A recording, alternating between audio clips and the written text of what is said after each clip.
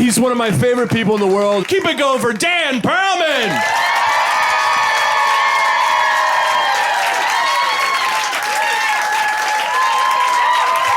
Oh, thank you. Thanks. Keep clapping for Greg and Dina. Thank you. All right. Not too crazy. I'm trying to get better at remembering people's names. This guy gave me shit a few weeks ago in Boston for not remembering his name. Man, that is such a good way to get me to remember it. Negatively. I was like, I'm sorry, have we met before? And he like kind of snapped. He's like, yeah, we met twice. My name is Gary. And I was like, okay, I don't like Gary. Filed away. I'll remember now. My name is Dan Perlman. Hello. Very common name that I have. A lot of the people have the same names. I feel bad sometimes because I'll Google my name. Sometimes for comedy, it's just a bunch of way more successful people with the same name as me. It's a bunch of like Jew lawyers and shit, you know? I feel bad. You shouldn't be able to have the same name as somebody. We should all have to have a unique name, you know? Everyone has to have a different email address. It should be the same thing with names.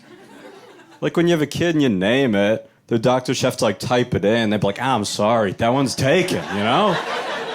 Like try with an underscore, see if that works, you know? Just like put some numbers in there. 8963 at Hotmail. It's like, oh, 63 Hotmail. You're probably in your 50s. Like you would know more about the person. Unique name would be better. One time I dated a woman who had the same name as my mom. It's like that. It sucks, you know? Like I want to date somebody who has the same name as my mom. You're like, I want to date somebody, you know, who has like the same general look, personality, and constant belief in me as my mom, you know? Like the same name, that's a little weird. It's almost Freudian, you know? For that. It's a little odd. My girlfriend and I, we tried something different for a little while. We were in an open relationship for a little bit, which an open relationship, if anyone doesn't know how that works, okay, so basically how it works is it means that we can hook up with other people, but we only want to fight with each other. So, those are the lines. They're ironclad. Them's the rules. We set some rules and we started like, all right, we can't hook up with each other as friends because that would seem fucked up, right? But the first time we were trying to order dinner, I noticed the waiter, he was like this really tall, like handsome model dude. It's like before she could even look at him, I was just like, oh, he and I go way back. I should have mentioned he's an old friend. Like Raul is a brother, so he's off limits. You know, just ixnay. Aore. It really didn't change much at all, the open thing. Like, it really didn't change anything with our relationship at all, you know?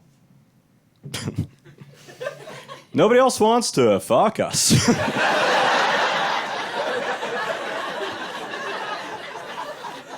We like thought it was each other holding us back, but it was just everyone else's free will. So thought that'd bind us for a while, but maybe not. You can never really know. It's tough to say. Has anyone ever tried like an open sort of thing like that? Well, it's just like a weird situation. You could be like physically intimate with somebody, but you can't be like emotionally intimate with somebody else. Like if I were to have sex with another person, my girlfriend like would be okay with it. But if I were ever to like get breakfast with her the next morning, I'd have to be like, all right, you cannot tell my girlfriend about this, all right? Listen, if she asks, we just fucked, okay? Do not mention the waffles. No, we broke up. That was it was like a disaster, you know? We were open, and then we broke up. As you could say, we're closed now. Or more open than ever. You know, it's really...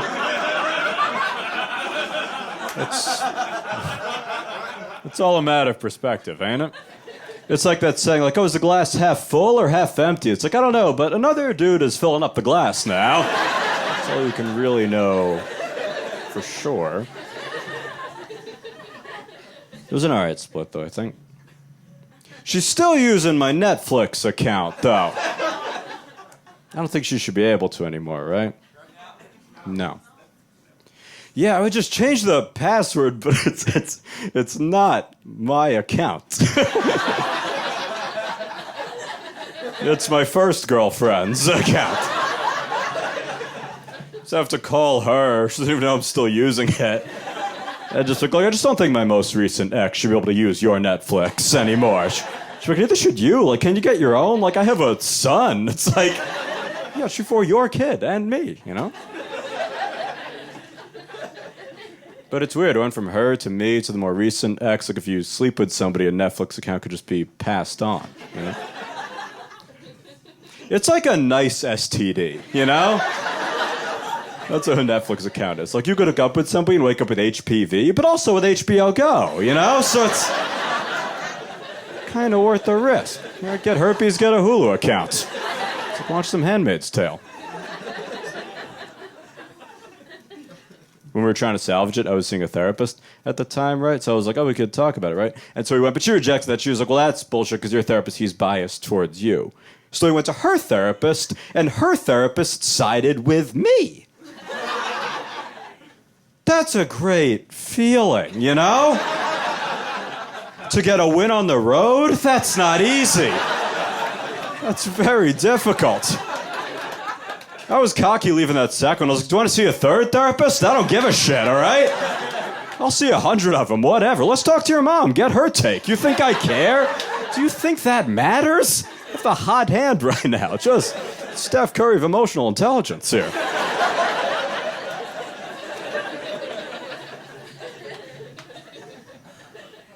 Some people are always in relationships, though. They just go from one to the next with no break at all, you know?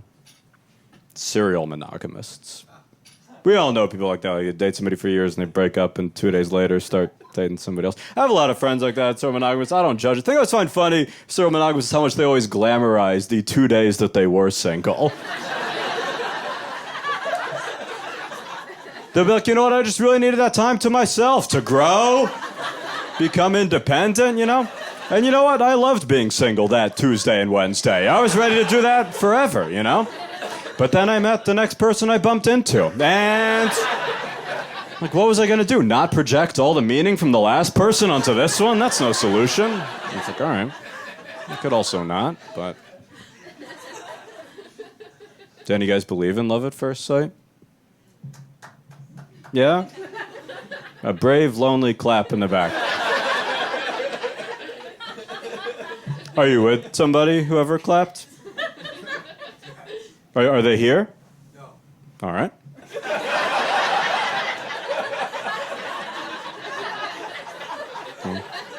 Glad it's going well.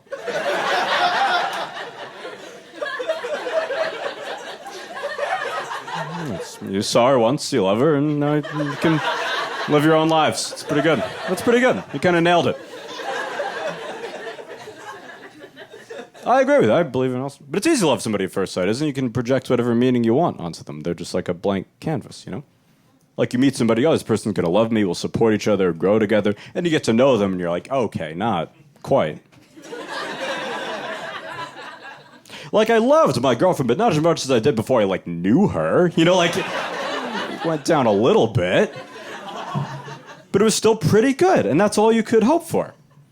I was saying that to someone, and they were like, oh, that's so pessimistic. But I don't get why that's pessimistic. In my head, she was perfect, and then she became great.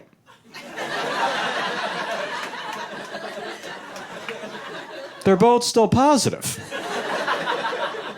Most people go, oh, yeah, when I met her, I thought she was nothing. But it turns out she's something. I'm an optimist. It's like, no, you're a judgmental dick. And I'm the hero.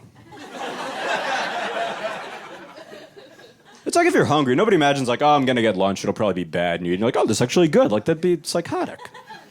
Like, no, I'm going to get lunch. I'm going to get a sandwich for lunch, and it's going to taste amazing. Like, I can't wait for it. And you eat it, and it tastes amazing, but it's just because you were hungry. But then you start going to the same place every day, ordering the same thing every day, eating it every day, and after all, you realize, like, okay, this isn't the greatest sandwich ever, but it's pretty good. Anyway, that's kind of what love is like. It's like that sandwich analogy. It's nice being in a relationship, though. You can be more emotional and honest and all that. I had no practice with that growing up because I only had male friends growing up. I never had any female friends. And guy friends, we never talked about anything that mattered. It was just like sports or whatever. It's weird. A lot of my friends have known him 20 years. I don't know anything about them. Not a thing. I have this one friend, Jay. I don't know anything about him. I don't know his feelings. I don't know his race. I don't know. I don't even know how to find out at this point. I just have to watch the next Olympics opening ceremony with him. See which flag he smiles at. Oh, Belarus. You don't talk about anything. But in a relationship, you have to talk about shit. Like, it's forced out of you. Like, you don't have a choice, right? And now I get when, sometimes you hear married men, they'll say about their wives sometimes, like, oh, she's my best friend. But whenever you hear a guy say that, I think what he's really saying is, like, I realized I never had a friend. I think she's actually the first person to ask me a follow-up question or maybe even know what my eye color is. It's Hazel. Who knew? It was Hazel.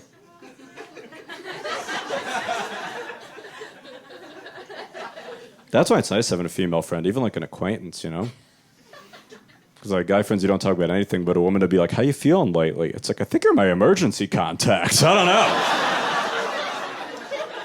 know. You're the closest person to me in my life. I was talking to some friends, we were talking about like what types we're attracted to, dating-wise, and my friend, he says something I've heard a lot of guys say. He's like, I'm more attracted to women who are like naturally pretty, like without wearing any makeup. That's a thing you often hear men say, and they say it as if they're being like down to earth. Or humble. But if you think about it, that's really the highest standard you can have for any person. Just to be like, look, I'm a simple dude. All I'm asking for is a face-born perfect, all right? It's like, what do you think of being picky? I don't need some like dolled up Hollywood actress. I just want one of God's home runs. Is that so crazy? It's gonna be a masterpiece. That's nuts. I think you should be able to have sex with friends over strangers. I don't know if my friends agree. It's weird. People act like sex is more intimate than friendship, but then we're willing to give that away more easily. Like, people go to a bar, meet somebody, and hook up with them, and that's just like an accepted thing that happens sometimes. But it's like way more rare than anyone ever like go to a bar and like make a friend. And if you did, everyone would think that was way weirder. If you're like, hey, last night I went out, had a couple drinks, met someone, they helped me move. People be like, what? That's less intimate. Like a stranger, that's who you let see you naked. You don't help them move a couch. That's... I think you have a problem. You have to stop drinking. My uncle, he dates these much younger women. He's pretty embarrassing. He's like 60. I met his girlfriend. She's like 20. But I met her, and she was like, well, I like dating older men because I feel like boys my age are so immature. So I like dating older men because I feel like they're more mature, So that's who's mature. Old men that date 20-year-olds. Group seems to have their handle on shit. I was talking to him, and he was like, well, she's great, but her friends are so annoying. All her friends are so annoying. Wonder if that's because they're 20. Also, it's so interesting. A 20-year-old who's having sex with you is cool, and the ones who aren't are not. What could the difference be? We'll never know. He was like, well, honestly, she's more mature than I am. And it's like, yeah. She's acting her age, and you're acting her age. She wins. It's tough to, like, own your own, whatever your issues are, or just run from it. That's easier. I was watching this Netflix thing about David Blaine. You guys know David Blaine? I think I hate that guy. He's like a magician. He'll do all these challenges. I think all these like challenge guys, they're just like running from their own shit, like David Blaine, like he'll pop up once in a while. He'll be like, it was in an underwater submarine tank for 8 months and I let myself out of it. And it's like, yeah, nobody asked you to do that. What did you do that for? Nobody put you down there. What do you do, a challenge? Why don't you stay and let someone love you on land? That's a challenge. Why don't you stay and accept love from someone and love them back? That seems to be a greater challenge. He has a kid. I think that's why I want to spit in his face so much, because he has a kid. Because for every David Blaine, there's a Bobby Blaine. And he's 8 years old, and he's like, Dad, can we play catch? And he's like, I'd love to, but I gotta get in the tank. And he's like, why? He's like, because then I'm gonna let myself out of it. You see, son, I dare myself. And that kid's gonna keep getting older, and the stunts are gonna keep getting dumber. He's gonna be like, Dad, are you gonna come to my high school graduation? He'd be like, son, I would love to, but who's gonna stand under the knives? 8,000 knives that need standing under for 9 months for no apparent reason. All right. Cool. You're cool. Or like Free Solo, you guys know that guy? It's a Free Solo. It was a documentary, it's Free Solo. It's this guy, he climbs rocks without a rope. Documentary with this guy, won an Oscar, he climbs these rocks without a rope, and it's very impressive how high a rock he can climb to avoid whatever he's avoiding down here. It's really, really impressive. It's clearly something, right? You don't climb rocks that high that often unless you're more afraid of what it would mean to not climb the rock. You're more scared of what's on the ground. Is that fair? He's got this girlfriend in the movie. They have this like psychotic relationship, and she's like, we really have to talk about our issues. And he's like, we will once I climb this rock. Believe me, we're gonna circle back to this, but I really have to climb this rock that isn't going anywhere. Fucking coward. We reward him so much, like he's so brave. They give him an Oscar, he's so brave. It's like, is it brave? Is it brave? Is it brave to climb a rock if you know your girlfriend who's mad at you isn't on top? Is that brave? If you told that guy, like, hey, Sarah's at the top of the rock and she's gonna want to talk about shit, he's climbing right back down. He's jumping in the water, getting in the tank with David. He's gonna hide for a year. He's a coward. He's a fucking coward. I like reading interviews with like writers or artists or like successful people and all that. But the annoying thing, I'll read that shit and then they ask like, how'd you get successful? And they all say the same thing. It's like, oh, hard work. I just worked hard. And then you read more and you find out like, oh, a lot of them were wealthy. But they never say that. They're never like, well, I had a lot of money and that gave me room to fail for years. But they should. Even the guy who discovered gravity, Isaac Newton, right? He found it because he was sitting underneath an apple tree, and an apple fell on his head, and he's like, oh, that's weird. And then he spent the next 10 years developing the theory of gravity. Which, that's, like, cool, but also just meant he had 10 years to fuck around until he could get the right equation. Do you really think he was, like, the first dude to notice that shit was falling down?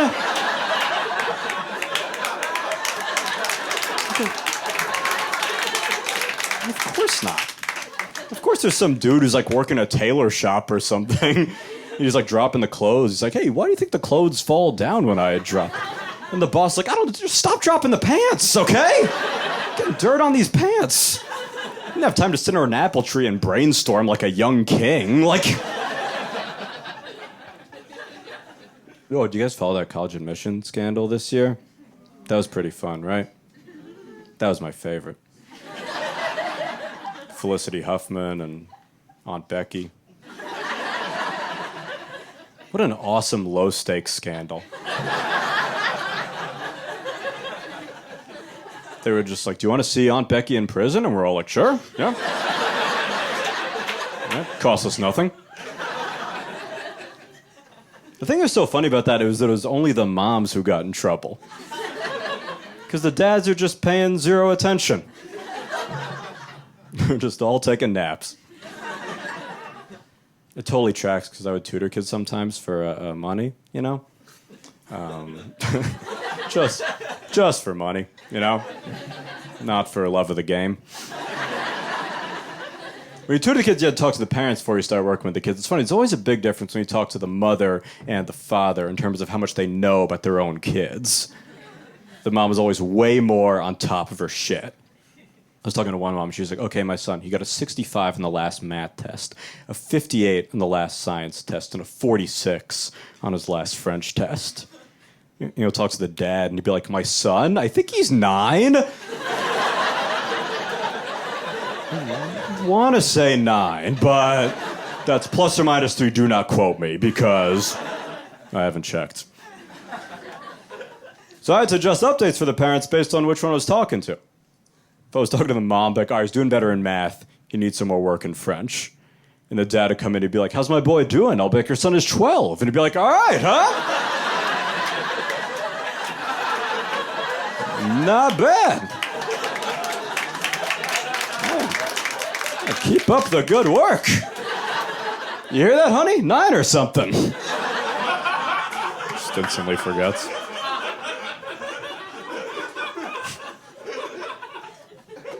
I worked with one kid who was homeschooled. Man, that kid had no friends. None of you care. Shut up. What a crazy decision to make, to homeschool a kid. How are they going to make friends that way? Do you guys remember school? It's tough making friends when other kids were near you. Alone in your room? You're going to bank on your mom? All right. I was working with this kid one day, right? And I was teaching him math, right? And I was using a calculator because I don't know math, I never learned it. And the mom takes me aside and she was like, you cannot use a calculator. And I was like, you can. It's so easy, It's like basically magic, You just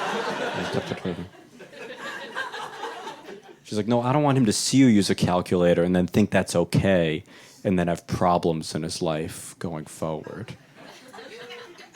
It's like, lady, you think a calculator is what's going to make him have problems in his life going forward? I'm his best friend. That's a way bigger problem.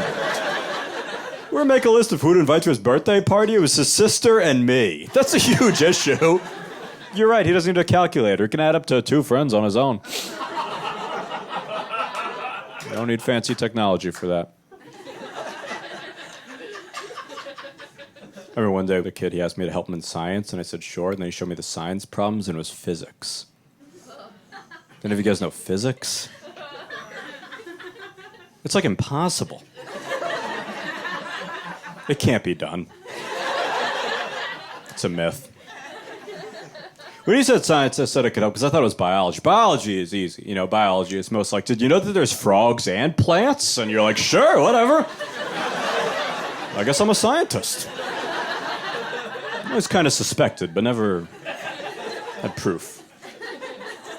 But physics, all these equations and shit, it's like density over square root of mass. It's like, the fuck are you talking about? It made me understand it. It made me get why people embrace religion and God over science.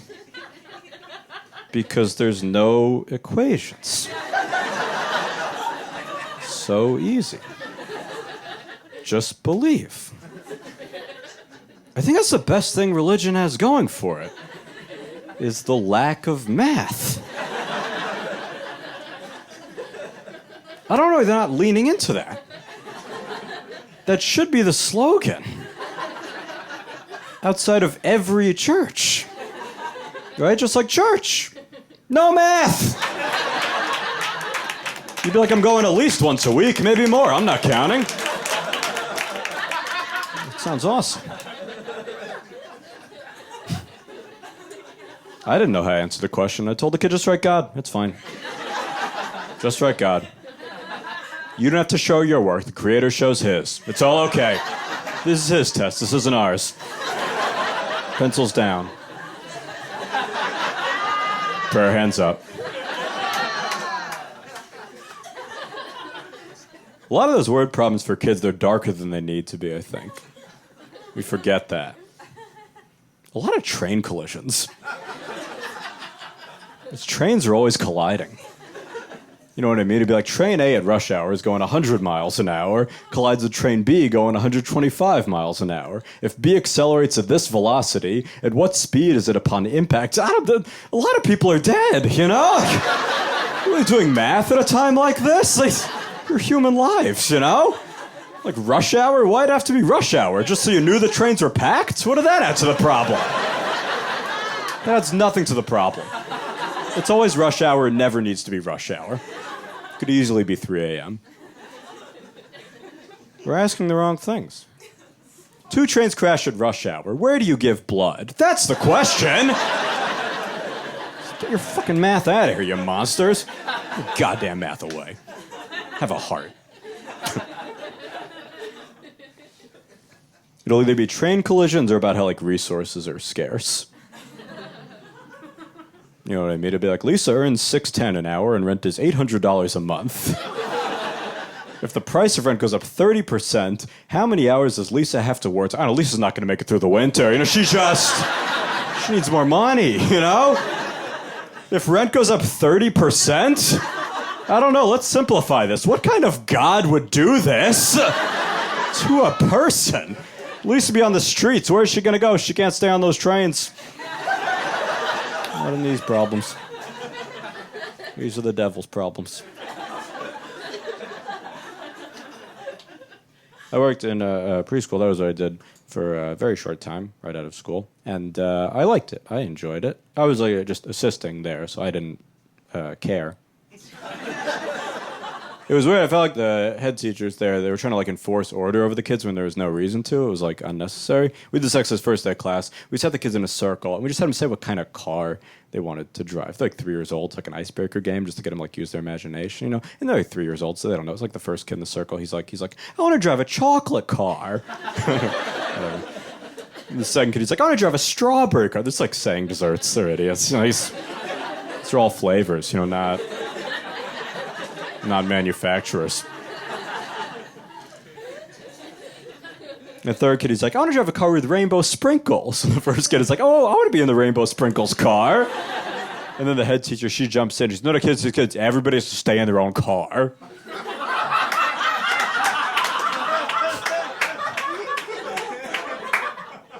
I just like started laughing. And she turned to me and was like, what is so funny? And I was like, these aren't real cars. This doesn't matter. It's like crazy at that moment. She was like, I gotta step in. Shit's getting out of hand here. Before we know, we have 6 kids in the strawberry car, and I'm chill. I'm all for a fake Kiwi car, but 9 kids in it? They could fake crash. I could have a fake lawsuit on my hands. That's fucking bananas. Bananas, that's Henry's car. Only 1 kid in that. It's Henry. If everything we do is we teach them letters, right? We teach them letters 2 at a time, right?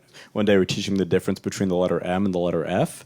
We had these baskets, and they were labeled letter M, letter F, and these plastic toys, like a toy mustache, toy french fry, and the kids were called up, and they had to put in the basket which letter they thought the toy started with, right? So this kid, Ray, gets called up, and he picks up this toy fireman, but he starts to put it in the M basket. And the head teacher, she stops him. She's like, whoa, Ray, what are you holding there? And he looks at the fireman, he looks up at the teacher, and he's like, it's a man. And she's like, no, Ray, that's a fireman. And he's just 4, so we're just like, all right, I guess I'm a dumbass. Just what the fuck do I know? I'll be honest, I didn't even know these were letters 10 seconds ago, so I'll just internalize that stupidity and grow up with years of self-doubt and hatred, I guess. Seems like the next move. But I wanted to jump in and defend, be like, no, like, Ray's right on this one. He's a man. Like, I wish Ray was smart enough to stand up for himself in that moment and be like, yeah, he was a fucking fireman, but yeah, a man's more than his occupation, okay? Yeah, no shit, he's a fireman. I see his uniform. I'm looking beyond. I'm taking off his jacket. I'm seeing him for who he really is. We're all men at the end of the day. You know what? You're the problem, Miss Morgan. You're seeing this guy by vocation, socioeconomic status, and I'm seeing his soul. And I've been like, Jesus, Ray, that's well said for a 4-year-old, you know? I'm going to give you an A. I didn't even teach you the letter A. That's next week. I'm going to teach you that. I'm going to throw you in that M basket. You're a man now. I'm very proud of you. Very proud. I liked it. I liked being in that energy, you know? I'm one of the kids who was playing with this like sand pit that we had in the classroom, and I walk up to him and I was like, oh, what are you building there? Like a sand castle? And he's like, oh, no, just a sand house. I was like, damn, what a grounded kid. Like, that kid will never be disappointed in life. He's got his bar set nice and low. That's reasonable expectations, you know? Because we tell kids the wrong thing. We're like, build a castle. You will live in a castle, you know? And he won't. And he's not falling for that. I'm like, what are you building? He's like, sand, 1 bedroom. 5th floor walk-up. I live with 6 roommates. No laundry in the building. The rent is high, but I'm grateful to have it. You know? I'm going to put you in that M basket. You're a man now. I'm very proud of you. I saw a family last week for the holidays. Probably a lot of us did. I have so many friends, they bitch about having to see their family because they don't like their views. They complain about their fucked up views, like their political views, or religious views, or whatever. But it's like family, like they love you no matter what. That's the most fucked up view that they have. Unconditional love? That's crazy. I don't deserve that. None of you do, you know? Like my grandma, it's fucked up. She likes straight people more than gay people, you know? But she also loves me more than like Nelson Mandela. And that's as wrong. And I'm only trying to correct the thing that doesn't impact me. We all say we want our grandparents more progressive, open-minded, tolerant, whatever. I think that would stop as soon as their progressiveness at all interfered with how much they love us. Like, I want my grandma to be more open-minded. She's like, you know what, Dan, you're right. I should be more open-minded. So you know what, that $100 I mail you every year for your birthday? Instead, I'm going to send that to the ACLU. I'd be like, Grandma, you can't change people. You know, it's like, well, you don't need to reroute funds. Like, you know what, you were right. Just, like, love who you love, hate who you hate, and cash only. You know, low balance. My grandma's using the internet a lot. She emails and stuff, but she's bad at it. She falls for all these like internet scams, Nigerian prince. She fell for that scam. She lost $1,000 for that. She lost $1,000 online. It's not fair that we just like trick these old people online because they don't know any better. Like there should be some built-in protection for them. Like it's fucked up because you know if you're a parent, you could set that inner filter for your kids so they try to go to porn and like reroute to Disney.com. You know, but I've heard. You know.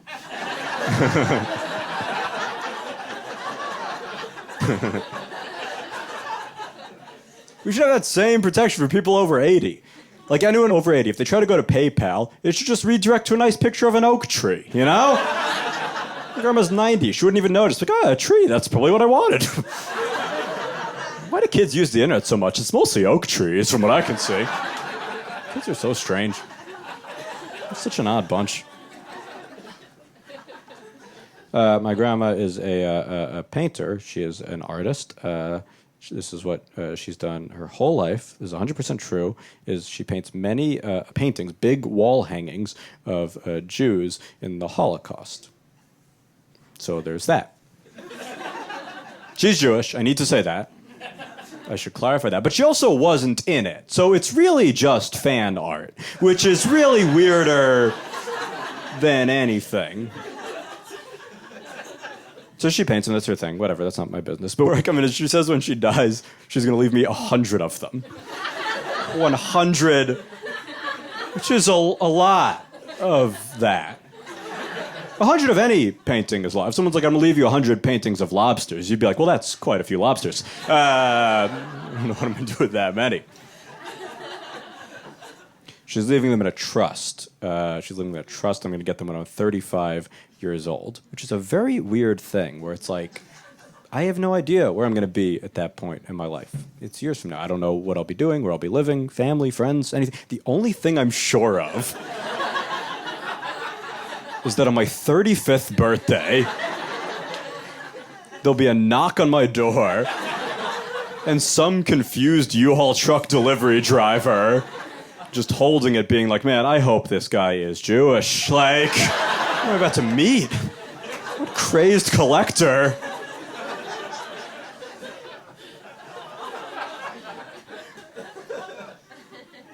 My grandma is Jewish, and so am I. It just kept going. Couldn't shake it.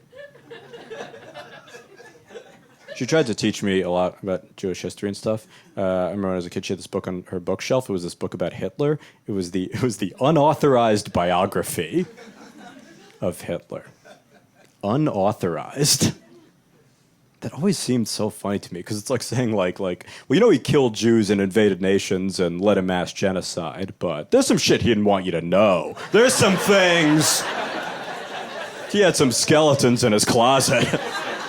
Did Hitler? It wasn't all sunshines and Holocaust. There were some secrets. What could it have been? It was so terrible that Hitler's estate was like, oh, don't print that. We don't want people to know that he was bar mitzvahed. That's gonna hurt his rep. So I'm from New York City. Is anyone else from New York? No? Okay. Weird, yeah. I've had a lot of weird jobs. It's the weirdest job I ever had. For 3 months, 100% true, I was a greeter at the 9/11 Museum. Now, when you interview there, they ask you some fun questions. They ask you, why do you think you'd be a good fit for the 9/11 Museum? Tell us 2 things about yourself. It's like, probably hardworking and sad about 9/11. If I had to pick 2, really jump out at me. Just those 2. It's a great customer service job, though. Has anyone worked customer service before? People are rude to you. People are shitty to you. 9/11 Museum, it's the best customer service job you can have because the only customer service job where in response to someone being rude to you, you can easily and acceptably make them cry. Can't do that if you work at a Chili's, you know? If a lady's yelling at you, she's like, I want my steak rare, not well done. You can't be like, hey, remember 9/11, all right? That was rare, okay? And well done. Let's chill.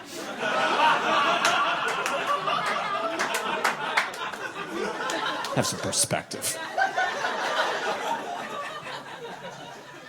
I've been doing more shows out of town lately. I did a show in Philly a few weeks ago. I went with another comedian. We had to take a Greyhound bus to the show. And my friend, he bought the tickets, and he's like, oh, don't worry, Dan. I bought first class Greyhound bus tickets. First class of the Greyhound. That is a special level of self-delusion. You're trying to make yourself feel better than people you're just not better than. At all. You just sit in the first row. That's all that happens. First, which, like, you're not fooling it, but nobody's getting on and looking at the first row and be like, oh, he's probably a senator. Like, they know. Like, you're garbage, you know? We're all just different shades of trash.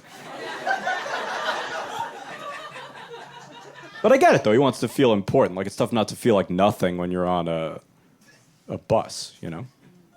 Like, if I hear somebody say, like, oh, if you want to feel insignificant, just look up at the stars. You ever hear somebody say that if you want to feel insignificant, just gaze up at the stars, you know?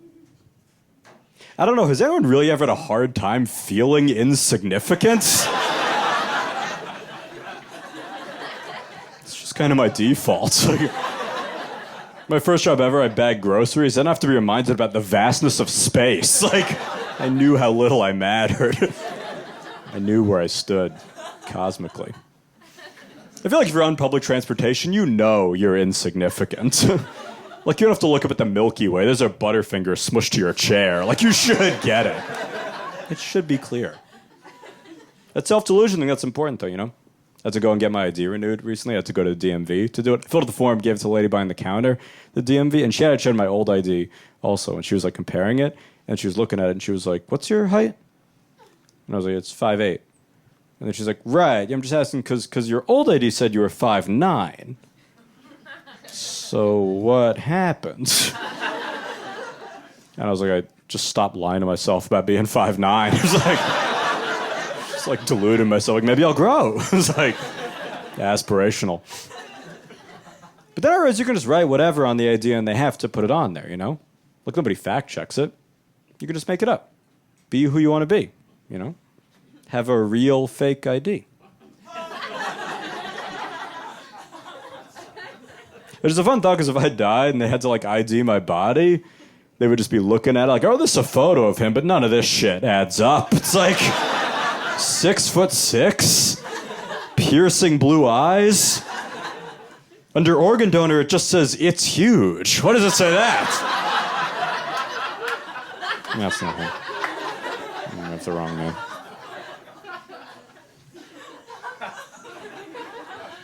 I had a friend, he sent me a dick pic by mistake that he meant to send to a lady. So I woke up to it, which, that's like a very effective alarm, by the way.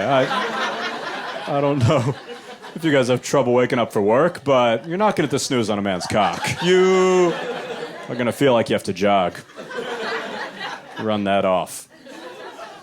So I woke up to a dick pic and 9 apology texts. Being like, dude, I'm so sorry. I did not mean to text that to you. I meant this woman I've been seeing, but it could have been worse. So like, your name's Dan, my ex-wife, her name's Danielle. Imagine if she got that text. I could be back in court. I could lose my daughter. Oh, please delete this. I'll pay you. But it's just funny how confidence works, because like he panicked so much that it let me fuck with him. Or think about it, if he just sent me that dick pic and was like, yeah, look at it, stupid, then I would have felt uncomfortable. And he could have fucked with me. Like I would have felt like, I don't know, should I send one back? I've never situation before. This feels like a dare.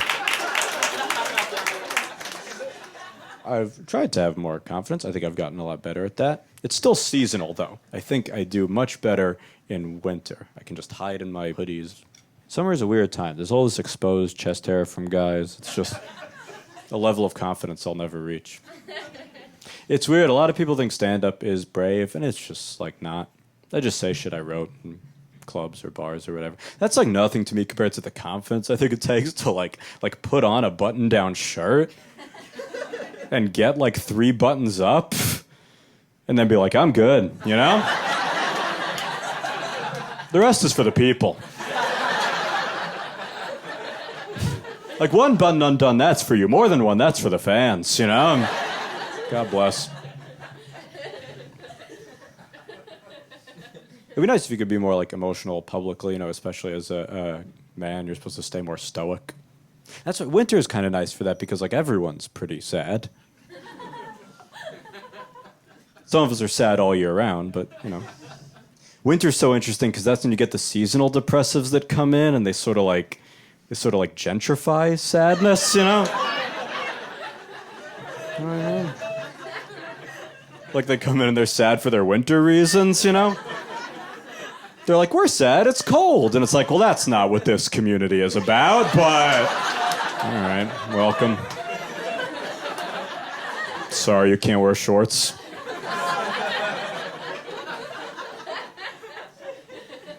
Even in songs, I was trying to think, what can you be sad about in songs? You can never just be generally sad. You always got to be sad about something. There's never just like a general sad song of just like, you know, it's an indiscernible sadness. Yeah. There's no objective reason. On paper, things are good. And yet...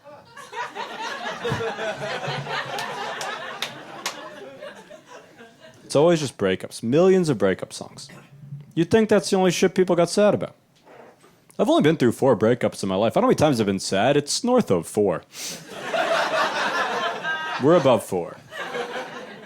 I wasn't even sad about all 4 breakups. I was only sad about 2 of them. If I had to write songs about all 4 of my breakups, 2 of them would be pump-up jams, you know? I enjoy them at the gym. Got a good run in. 90% sad songs are breakup songs, and the other 10% sad songs are about, like, racism.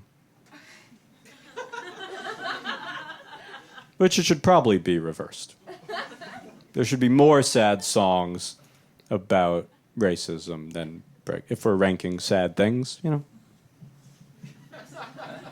Probably the ultimate sad song would be like a racist breakup song. But I've thought about this, and I feel your tension. I've thought about this. And it would have to be, obviously, you got broken up with because they're a racist. It couldn't be you got broken up with because they found out you're a racist. If you're a racist, you can't sing about it. I think that's fair, right? You can't do that. That's just country music, you know? There's no room for that, except in most of the country. I've been getting emotional at weird times lately. I'm usually not an emotional person. I was setting up internet in my apartment. I started to tear up when I was answering the password security questions. Like, you know, if you forget your password, because they're all bringing back, like, strong nostalgia for me. They were just, like, asking shit I hadn't thought about in so long. It was, like, questions like, who's your childhood best friend? I was just like, Jesus, Brian Matthews. I haven't seen him in years. I don't even know where he is. There's like questions like first pet. It was like name one safe space. Like, it got to the point of like, I don't even want internet anymore. I just wanted to like go home and hug my mom, ask her what her maiden name was, because I don't remember. I am locked out. I do need Wi-Fi. I've struggled with depression a little bit. I don't know if anyone else here has. I'm from New York City. That's just not the place to deal with that, you know? A few years ago, I called a suicide hotline. I don't know if you guys know. Okay, so there's two of them. So there's a national one, and then there's a New York one. So the national one, they just let you talk for as long as you need. They just like stay on the phone with you. And the New York one, I swear, they hang up after 10 minutes. Which that should tell you like everything you need to know about New York. They're like most of the country's like, look, we just want to help. We just want you to be okay. And like New Yorkers are just like, yeah, how'd you get this number?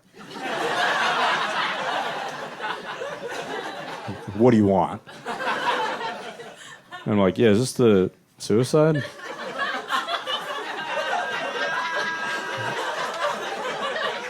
Hotline?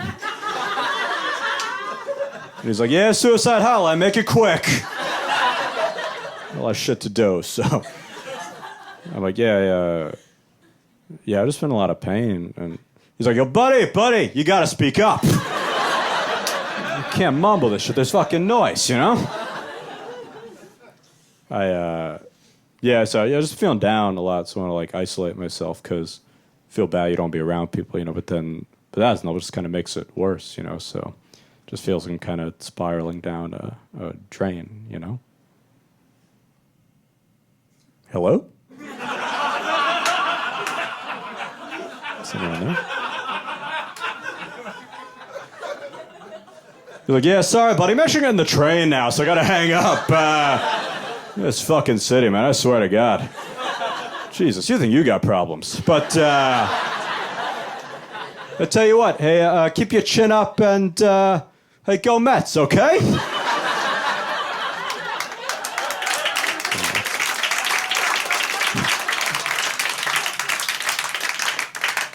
They're all Mets fans.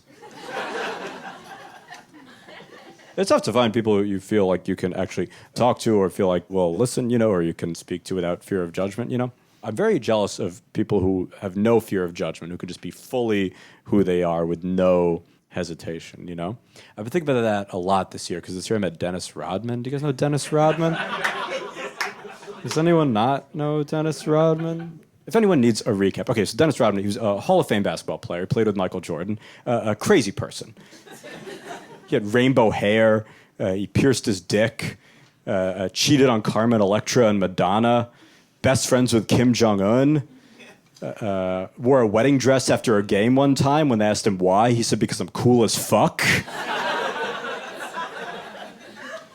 Married himself on television.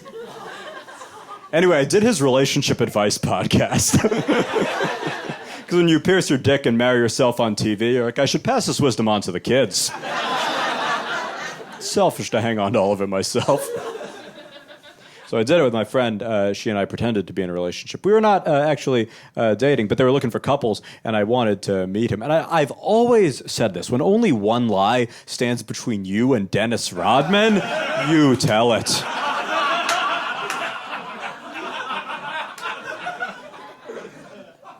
So we met him. We met Dennis Rodman. Man, if you're wondering how's Dennis Rodman's relationship advice, just, you know, questionable. This is the first thing Dennis Rodman said to me. First thing Dennis Rodman, best friend of Kim Jong-un, said to me. I just walk in and I'm just wearing like a regular hoodie, and he looks me up and down. And he's like, "Oh, look at you, all gay."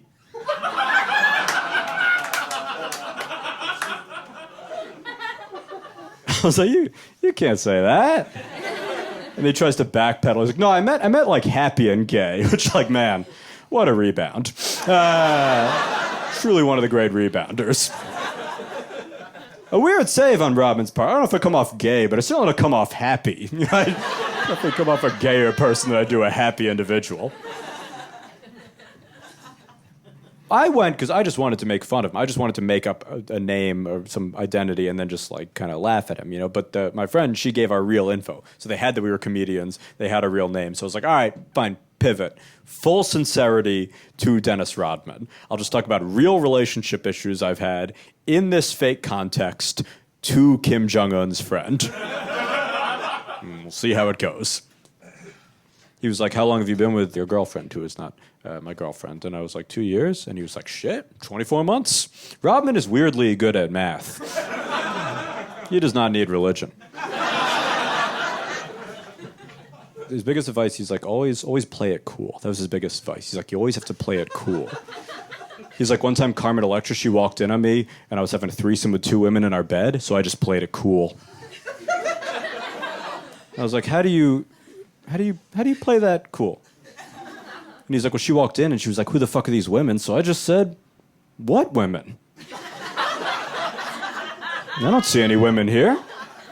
And he's like, stuff like that works. I was like, how long are you guys married? He's like 5 months. So I was like, well, it didn't work. Like, it's maybe the opposite of what it means to work.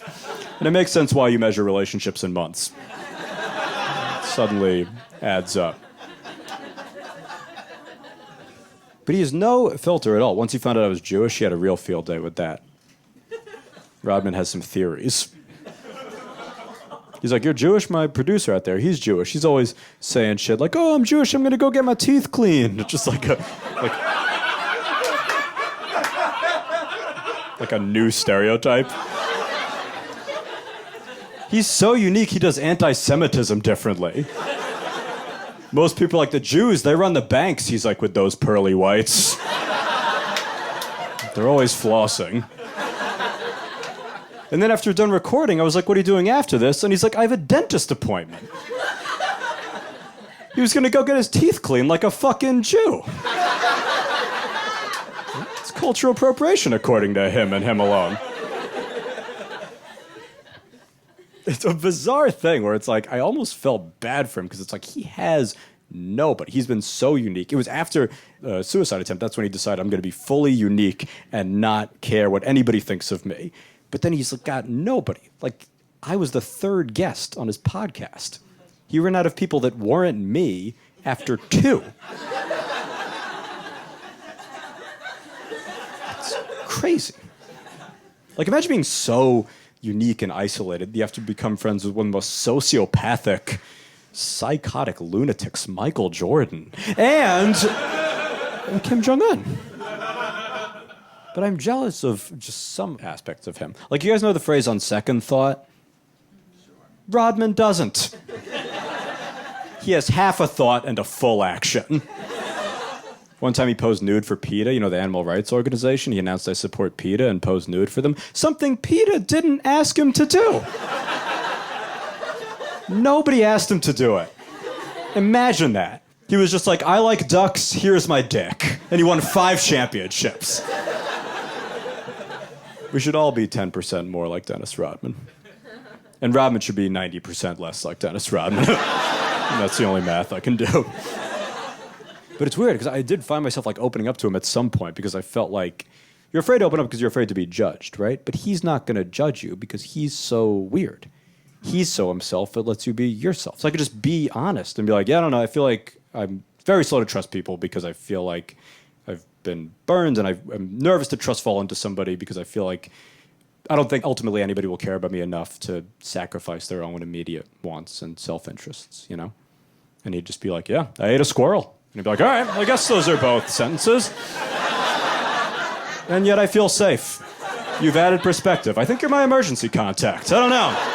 Thank you guys so much. Dan Perlman, have a great night.